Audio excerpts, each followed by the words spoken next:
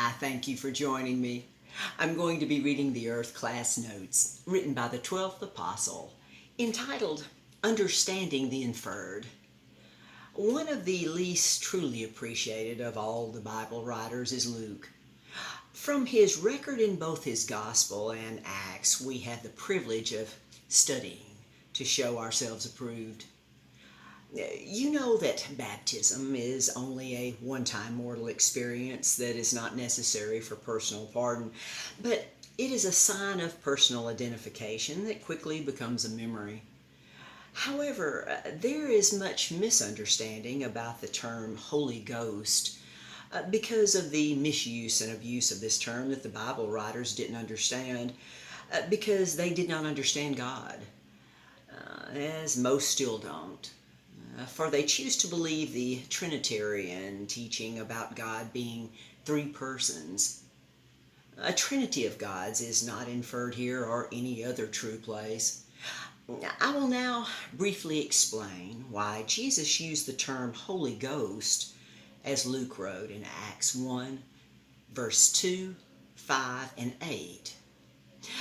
This was because a ghost is not seen, known, or understood, and Jesus knew the people there didn't know and understand his Father.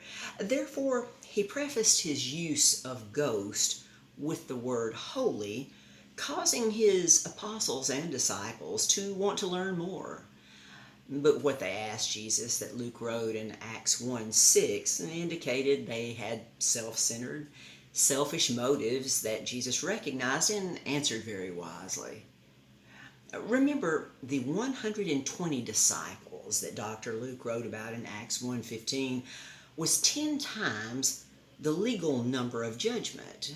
That was not enough to judge the cause and effect of the special time there on altered earth, not even with the analysis that Peter made about replacing Judas with a 12th apostle.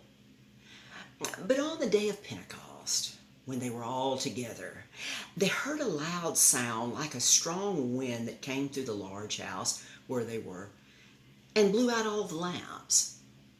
Then a purging power like unto fire came all upon them as a powerful means for them to change their misunderstandings about who Jesus was, is, and what he had just accomplished for all souls of all time with their new confident ability to lovingly share the greatest good news of all time with all others. Although understanding the inferred at that time was not enough to send them out to other nations and peoples of the world, it took persecution from the religious leaders of Judaism to accomplish that.